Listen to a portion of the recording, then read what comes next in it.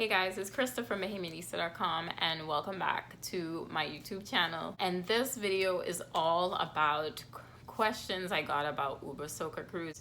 If you haven't read the blog post already or the UberSoca Cruise review, I will put the link in the description box below.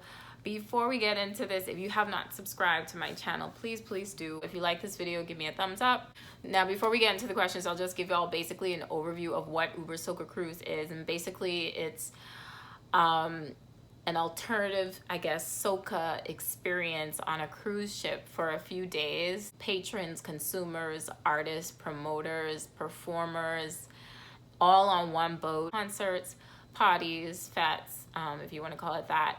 Juve, we made a stop in Labadee, Haiti on the third day, which was really good. It was really nice. How did I get on boat one at the last minute? I initially wanted to go on UberSoca Cruise when it had first launched its destination to Haiti. I remember it just being a lot of questions about where are they going, like how can we pay a deposit and not know where this boat is going. And I was like, I'm not paying anything unless I know where this boat is going and it has some sort of semblance of organization, right? So I was definitely a skeptic because people who went on the boat before was like, just pay the deposit. I'm like, I don't even know how much the whole thing is. How you'll expect me to just pay a deposit and, you know, figure it all out later, especially with the amount of carnivals and traveling I do. Like, it just wasn't feasible and it did not make any sense to me. So I waited and I was like, I even gave up. I was like, okay, y'all have that. I have other things I need to plan for and pay for on top of that as well. So it's like, you know, gotta prioritize. So last minute, like maybe a month or so before I decided I was gonna go, I found out one of my friends could not make it. So she was able to sell me her spot on boat one. Thank the Lord.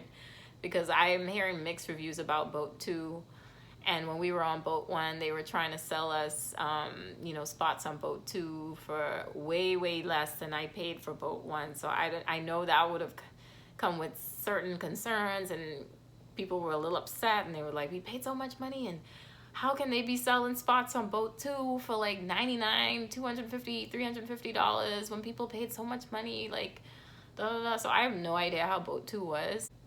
What was packing and itinerary like? So packing, so they gave us this packing checklist, right? And people were like, oh, that's all you need to know. So I was like, okay, it's all we need to know, but it was pretty extensive. So I was like, okay, how do I know I'm gonna use all these clothes? Like, how do I know I really need all this stuff? Do I really need camouflage? Do I really need lingerie? Is it the same party? Is it the same event? Can I just buy something else so I don't end up looking crazy if everybody else in camouflage? Do you understand what I'm saying? So like, it was just a list of things you needed to get, but at the same time, it was like, okay, well, what am I wearing it to? So I'm definitely one of those people that were a little upset that we didn't have an itinerary right away, because it would have saved me time in terms of prioritizing what I wanted to do, or who I wanted to see perform, or who I wanted to hear a DJ, because obviously you can't be in one place or 3 places all at once, right? So I think an itinerary a few weeks before, when people actually start to shop and stuff like that and try to make executive decisions about what they want to do on the boat, because it is such a limited amount of time, would have been great. It would have been like really nice if UberSoca Cruise had considered those things. But I mean, I guess you are on a ship and, you know, you can wear whatever. I think at the end of the day, nobody really cared about who was wearing what. Like, if you showed up to midnight mass and like top and shorts, then that was on you. But if you're like me and you like to follow themes, then that would have been a problem. Well, maybe a problem initially, but whatever.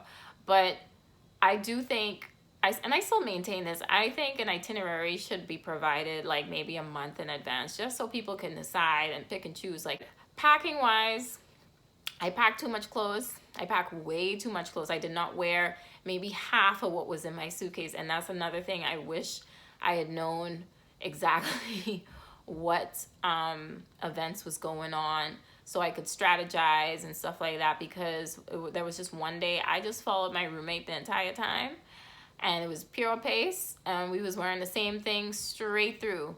So it's like, okay, why bring all these clothes, you know? So I don't know, maybe the packing list to you might not be important, maybe itinerary right away might not be important, but to me it was. And I feel like, okay, maybe they could do a little bit a better job like organizing that in the beginning. Customer service wise, just asking and getting in touch with UberSoca Cruise staff via email was good. I have to give them that. Like the customer service, they answered emails promptly on time, especially when we were trying to change out names and put me on the reservation, and also answering questions, getting me into the Facebook group, you know, trying to figure out the whole bacchanal ball situation, especially since they were trying to put me in the 6 o'clock slot and I wanted to go 9 o'clock with my roommates. All of that was fine. It was taken care of. Whoever does their customer service, I mean, thumbs up. So how much cost? So I spent in total, and I broke this down on the blog, $1,700. I had an interior, I shared an interior cabin with my 3 roommates. It was a little small, I ain't gonna lie. Next time, definitely we'll get a bigger room with maybe a balcony or a window, because I seriously felt like I was in prison. Cost wise, I ended up spending like $130 on a massage, 100 and something odd dollars for drinks at the bar, just because I couldn't, me myself could not be bothered with going back and forth to my room to fill up on whatever drinks I was able to bring onto the ship. So I couldn't do it. I would prefer to just have the convenience and pay for the convenience. And I really wish they had provided alcohol packages, just so, you know, like I know West Indians drink a lot, but if you have to cap it, like at least if I have 5 drinks a day, I know, well, hey, I could go to the bar and get my 5 drinks a day. And maybe even after that, pay for the whatever else. You understand? Like, just give us the option, please. Spending money, I want to say, if you are planning on going on UberSoca Cruise, aside from your cruise package and aside from, like, you know, other incidentals like transport, clothes, all those different things, hotel, flight if you have to. I did not have to buy a flight because I currently reside in South Florida. So I kind of lucked out with that. But spending money, I would say average maybe $300 to $500. And I think it really depends on you, just because I don't know how much people drink. I'm not a huge drinker. I don't like getting drunk, but I like to be tipsy. I wanted to do more of the excursions and stuff like that. So if you're a big excursion, amenities type of person, like spa, this, that, and the third, you know, all the little extras and stuff like that, then definitely try to, you know, maybe budget like $300 to $500. And obviously they'll have the prices beforehand, so you could like check it out online. Yeah, and that's about it. Did I bring my own alcohol on the ship? Yes. I think the majority of the ship was able to sneak alcohol on. Hopefully I don't get like blacklisted for this or whatever, but I was told how to do it. I was able to bring 2 bottles of wine in my carry-on. It was checked. The lady looked at it and check-in. She was fine. She just asked me a question, is this wine? I was like, yep, it was wine. There was no issues moving forward. I think a lot of people snuck alcohol onto the ship just because there were no alcohol packages. Like what you expect Caribbean people to do, like they gonna do their own thing, you know, like they gotta drink. So yes, I was able to. I won't tell you how, just because I don't want nobody saying I told you to do it. I'm not telling you to do it, but we did it. So I don't know what to say after that. Did Royal Caribbean not do drink packages because it was UberSoca Cruise? I have no idea, to be honest. I don't know the logistics behind that. This was my first legit cruise, so I have nothing else to compare it to either, but I have been told that, you know, obviously cruises come with drink packages, which would make perfect sense, right? But I don't know if it was a UberSoca Cruise thing, if it was a Royal Caribbean thing. Maybe maybe they knew the crowd and knew that people would buy drinks, because Caribbean people like to drink. That's just keeping it real. And maybe they thought they would make more money off of us because there were no alcohol packages, which makes makes sense. There were a few things I just wish were drinks inclusive, like maybe a few of the parties, and especially Juve, because I'm one person, like I don't like being messy and then having to take money out in cards out, even though we did have like a card, like a cruiser card or a set sail pass or whatever. And I just didn't like having to take it out, have them scan it, do this, do that in the third. Like, why not make Juve, at least Juve drinks inclusive? Like, I feel like that would just make more sense, even if you have to charge us a little bit more in the package overall. Like, somebody asked, how was the food? To me, the food was okay. It was just okay. It wasn't nothing to scream about. It wasn't nothing to be like, oh, super excited about. We went to Windjammer, which had like, you know, breakfast, lunch, dinner, specific times for breakfast, lunch, and dinner. And they put in like little Caribbean touches with like, they had like corn soup, Trinidad style. They also had like baked saltfish. They had some other things too. I didn't really delve too much in the Caribbean food because I wasn't sure who was cooking it. So I was like, okay, do I want a stomach ache on this boat? Do I want diarrhea? I don't think so. So I just kind of ate the regular stuff. And then there was also like a nicer kind of not a buffet, but like a nicer sit down restaurant that you didn't have to pay for. They did have options on the menu that you could have chosen if you wanted to pay for it. And to me, the food wasn't that great there either, just because I feel like I've had better food elsewhere.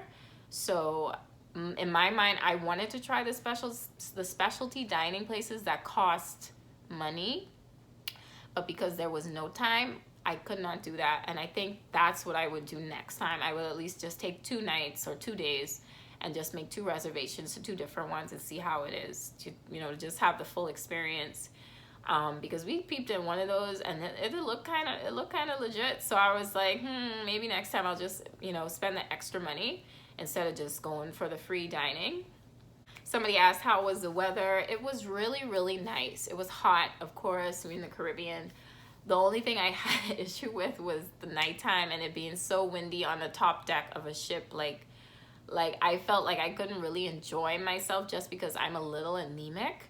So I was kind of chilly and you want to be in your cute little outfit and thing like that and stuff like that. So I was a little cold and like the wind would blow and my hair was blowing all over the place and my eyes was watering. So I was a little bit miserable, but other than that, it was fine. It didn't really rain or anything, you know. The weather for Juve was great. It was perfection. The sun was out. It was nice and warm. Like, it was beautiful. Somebody asked, was there a VIP experience option or was it a free for all kind of thing? There were VIP options when you book your UberSoca Cruise experience. There's a VIP option for the Juve. There's a pre-party. There was also like an industry kind of mixer thing. And I think that's it, but I have more details in the blog post. So if you want to go and look at that, the link is below. I think with the VIP cocktail party, we were able to go to that one. It included drinks for a limited amount of time. So not the entire time, but a limited amount of time, which was fine. Because I was like, oh, Jesus, praise the Lord. Like, finally, drinks inclusive. Like, I just feel like drinks inclusive transforms a party, you know? Like, even if it's a little extra more, like, it's just so convenient. Like, convenience. I don't know. I just like convenience. So yeah, there is a VIP option. Was it professional? It was. I feel like the only instance of disorganization that I felt from UberSoca Cruise during the period of time that we were like getting ready to go on the boat and off the boat was just the pre-party. The Halloween pre-party. Like, getting into that party was like a complete mess. Like, the line was just down the block and there was no signage. Nobody knew what to do. Like, obviously, you know, we Caribbean people, we're going to try to find the shortest part of the line. And then when we got to the shortest part of the line, they let 2 of my friends in with general admission. Apparently we was on the VIP part. And then they told me and my other friend, no, we could not come in. And I was like, you just let 2 people in with general admission. What are you doing? And then when they scanned the tickets, it was unscannable. So I'm like, okay. And then when they told us to go get a band, it was people was looking at each other like they didn't know what they was doing. And I was just like, what is going on here? I think that was the only part of this organization that I felt from UberSoca Cruise as a company. And after that, I mean, other than that, like check-in was great. Email customer service was fine, perfect, like the entire time. Parties, events all started on time or relatively on time. You know, people were there when they said they were going to be. Like, all of these events started when they needed to start. Like, I mean, I didn't have any issues except for maybe the Halloween pre-party, but which I'm probably never going to do again just because I didn't think it was worth the money. Unless they include something. I don't know. We'll see. But yeah, I thought it was pretty professional across the board with a few kinks to kind of work out. So somebody wants to know how the music was. Did they play a lot of 2019 soca music or lesser known artists? Let me tell y'all, UberSoca Cruise, for the year that I've been to Carnival, because I've been to Jamaica, Bahamas, St. Lucia, Crop Miami, and now UberSoca, right? For the entire year, UberSoca has to be the only experience where I felt like I heard a whole variety of soca music, including, you know, some inkling of 2019 music. Not a lot of 2019 music, but some of it. And I've never seen so much small island people in one space before. Like, anywhere I went, there was, the majority was like whoever was from that island, like obviously Bajans from Barbados or St. Lucians from St. Lucia. But on Uber, like, you met everybody from Dominica, from Guadeloupe, from Haiti, from Jamaica, from Barbados, from Bahamas, from USVI. Like, the whole half of the boat was USVI people. Like, it was insane. And then to top it off, like, the best fete on that boat was the small island fete. It was just so lit. It probably was the best fete I've been to for this entire year out of all the carnivals I've been to. Legit, like, just crazy. They even played Bahamian music, which was insane. I never heard of from any other place I've ever been to. I mean, obviously I heard Bahamian music in the Bahamas, but I've never heard it at any other carnival ever. So, yeah, like, they played a variety of music, and I feel like that's one of the reasons why I'm like, okay, I think I want to go next year, you know. So yeah, definitely, they definitely played a variety. What events did I do? So the first day we went to the Sail Away concert. That was cool. Went to the all white concert. That was good. Except for I just don't like concerts. I'm not a concert person. I feel like I have ADHD. I'm not, like, diagnosed with it, but I feel like I do, just because my attention span is very limited when it comes to standing up and watching people talk, unless you are a very engaging speaker or performer. And I just was bored out of my mind. And for certain performances, so, like, we left after the white part because it was just the crowd energy just wasn't there.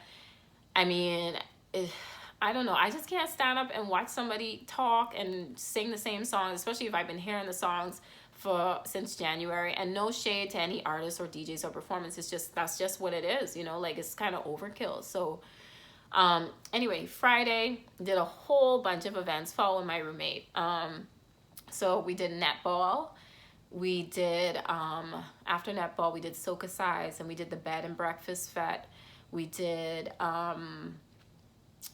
we went to the football tournament to watch, you know, the guys play and stuff like that. I really like watching football. And then after that, we went to the rum and water pool party. No, we went to DJ 101 with Kevin Crown, who's a really good teacher, by the way. And then we went to friggin' the rum and water pool party. And after that, I think it was Game of Thrones. Yeah, we skipped I skipped the Game of Thrones theater tournament. My roommates found a way to get tickets because I didn't get tickets, and I was just like done. I was like, whatever. Then after that, oh no, wait, we went ice skating. Sorry. We went ice skating, which was really fun. Then Game of Thrones. Then the Game of Thrones concert, which was good. It was okay. It's just that the concerts, I don't know, for some reason, like, I don't know, they were just a little meh, you know. So Anyway, so after the concert, we went to Small Island Turn Up, which was the best, like the best period. Like I don't care what other fets or like, you had to be there. Like you just had to be there. It was just amazing. Saturday we did Juve. I didn't wake up on time for the Afro Beats class, which I'm very disappointed in myself for. We did Juve. Then we did, what was after Juve? Midnight Mass, eh? Yeah, Midnight Mass. We got ready for that. After Midnight Mass, I went to the promenade, which was like this long walkway, like, you know, in the middle of the ship, and that's where they did some of the after parties or Lyman parties and stuff like that. So went there. I got kind of tired just watching people walk back and forth. And dance back and forth, and like people just, like, there was so much people. Like, I don't think, you know, like after a while, Caribbean people don't know the definition of personal space. So it's like, I'm one of those people, I need space. So like, so I had to leave. I had to go to different parties. So I went to a different one, and it was all right. Like, it just seemed like a dead night, probably because Juve had just finished and, you know, everybody was done. So it was like a. Then after that, the next day, woke up for, what did we do? I think we went to the 50 Shades of Rosé party. It was like a floral brunch party. I didn't get any food. I mean, I thought like breakfast party meant food. Maybe I missed the food. I don't know. I just thought breakfast party meant food included. Anyway, so we went to that. Then we got a massage. It was really good. But I don't know if that was counterintuitive because I was so relaxed after I had to take a nap on the little lounge chairs by the pool. So yeah, that happened. And then after was like the finale, the UberSoca finale concert with Bungie Garland. I literally went to the room to charge my phone and ended up taking a 2-hour nap. Thank God it was only 2 hours because I would have missed everything, right? But I came back just in time for Bungie Garland. Praise the Lord. And even he could tell, like, the crowd just wasn't into the concerts at all. Like, they were just like, done. They're done. Like, so after that, we went to another after party, Breaking Soca with DJ Puffy, Kevin Crown. I can't remember the other DJ, but it was lit. No, it wasn't lit, but it was good. Let's just say it was good. But yeah, that was the events I did in a nutshell on the cruise. Somebody asked, how was Haiti? Haiti was beautiful. We went to Royal Caribbean's private island called Labadee. Now, I really wanted to do a shore excursion, and I did not realize how long Juve was, especially with all the performances and everything like that. And I realized, even though we went out there a little late, I would have had enough time to do my shore excursion, come back, and had my fill of Juve. My only issue with Juve is that it was not a move-in Juve, and that's typically what I look at in terms of, like, you want a road experience, not a concert. So it was like, is it, you know? But at the same time, the performances at Juve probably were some of the best for the entire cruise. Like Little Rick. Oh my God, that man's so funny. Like, I mean, I know I've heard his visa story before, like in Barbados and stuff like that. But like the way he does wine and dance and juke up himself. And what was even funnier is because he brought out all the Bajan artists that was there, and he literally had them sing their song, and he came on and he mimicked their song. Like, he basically was making fun of them. I wish I had video of that, but I don't. But it was hilarious. Like, this man could literally have people watching him for hours on end, and he don't even have to be singing. He is so funny. Another good performance I thought was Nyla Blackman. I missed Asa Banton's performance, but I heard it was crazy.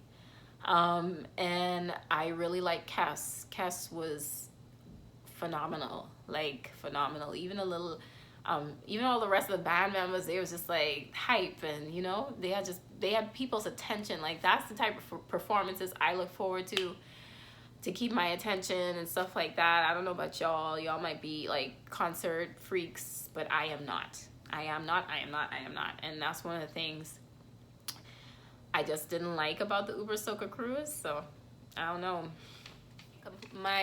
Somebody asked best and worst experience. My best experience on UberSoca Cruise was Small Island Turn Up.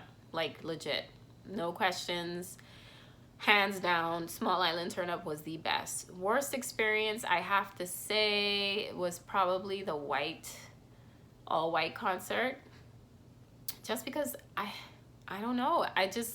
It was the first concert, and it just seemed like everybody was dead already. I'm like low energy, not really checking. I don't know, maybe I wasn't there long enough, but I just felt like all the concerts were a little meh, you know, like no shade, but it's just like, ooh, you know, like how many concerts can you go to in a period of 4 days? Like, it's just a lot. So I think that was best versus worst experience. So one of the events that I did go to was Uber Singles, and I actually won second place in a pickup line competition.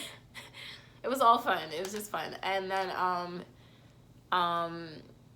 they actually had a matchmaker on board.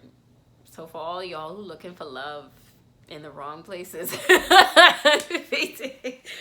if you looking for but they had a matchmaker at Uber Singles event, and I would assume there were single men on the boat. I don't know for sure, but they looked like they were single. I mean, I felt like there was an equal ratio of men to women on that boat, for sure. I didn't feel like there was more women or more men. So all y'all who dying to know, I feel like there were single men on there. I guess it really just depends if you go up to the person and ask them if they single. I didn't know for sure because I wasn't asking people, but I think Uber Singles had an okay turnout. It wasn't like crowded, super crowded. So I'm assuming all those people in there were single, you know? I don't know. Someone asked, do you think they try to fit too much into a short time? Should they do a week long? Yes. I think there were an adequate amount of events. I think the way it was structured, they were just stacked a certain way where, like, if you wanted to be in two places at once, you could not, you know? And like on Friday, we tried our darndest to do as many events as we could, and we ended up getting burnt out and missing like some stuff Saturday morning that I was looking forward to. So yes, I do think they should add an extra day. I also think they should add an extra island stop, to be honest. Add an extra day, an island stop. I feel like with the 4 days and just hammering all these events, you know, obviously we adults and we can take time and go and rest and sleep and do whatever we need to do, but nobody trying to do that, especially after you done spend like $1,700. Like, that's a lot of money. So like, you trying to get your money's worth, right?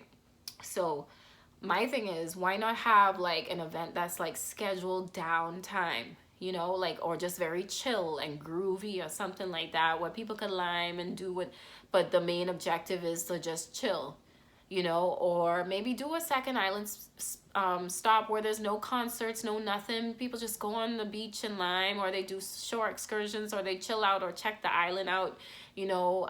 I think there's just so much more to Soca and Carnival and the Caribbean versus just, you know, jumping up and down and fetting and partying and pump all the time.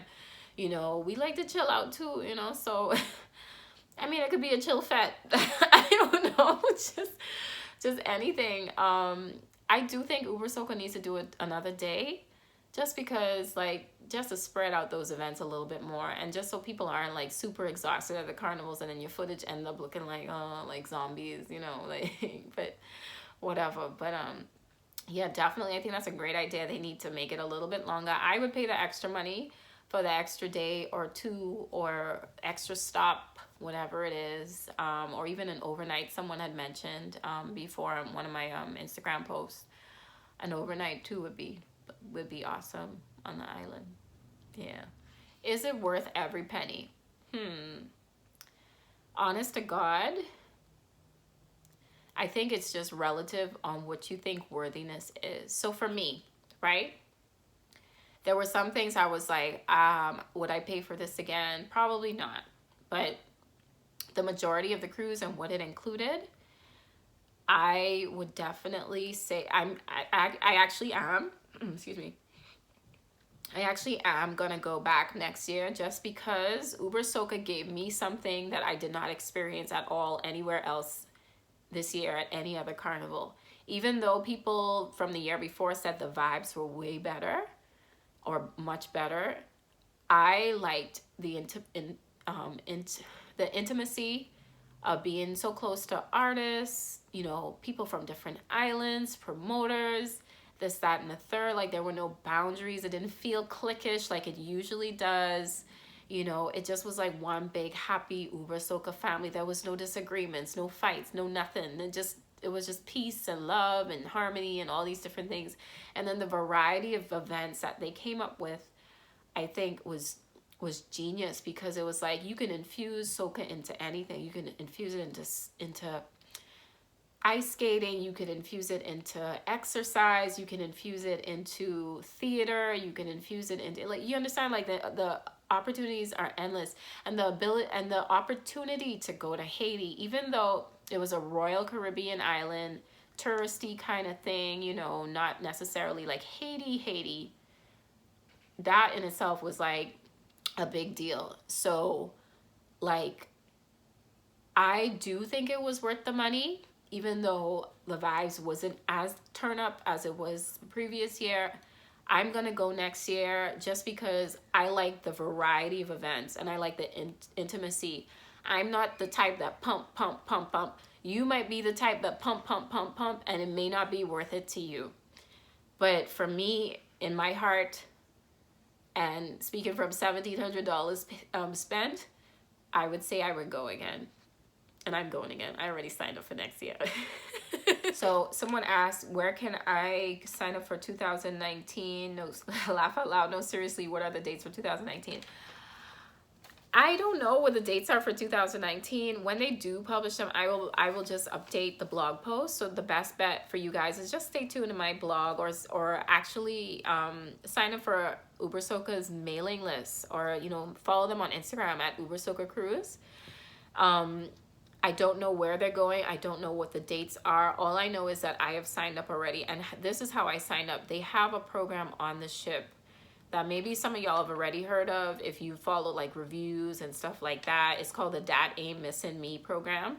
So on the ship, they give you the option to fill out, like, you know, a form, and you put your credit card information down, and it's like a $250 deposit, a refundable deposit, depending on if it's something you can do or can't. So say for instance, the dates are like a certain week and you can't take time off, but you signed up, you can get your money back.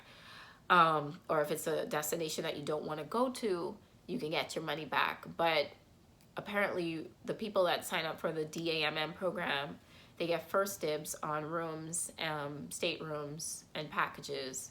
So I definitely signed up. My roommate signed up. So it has to say something, because it's just a vibe you can't find nowhere else. Like, I don't want to compare it to Carnival. I don't. It's different from Carnival. It's just different, you know, like you cannot find this type of vibe at a Carnival, if that makes sense. If UberSoca was to add like the Carnival element, like actually on the road, like chipping and doing that, and a moving juve, like it would be hard to choose between UberSoca and an actual Carnival, especially if the prices kind of aligned and stayed the same, you know, and if it wasn't too much, then yeah, I think, you know, UberSoca would be like, you know, like even if they had a couple ships a year, like that would be insane, right? Like if they had one, if they had like 3 ships a year to 3 different destinations, that would be insane. Yeah. Anyway, so if I didn't say it, definitely follow UberSoca Cruise on Instagram. Sign up for their mailing list. ubersocacruise.com is the website. You can easily, I think, find some sort of subscription thing there and just sign up for their mailing list and get the information as it comes.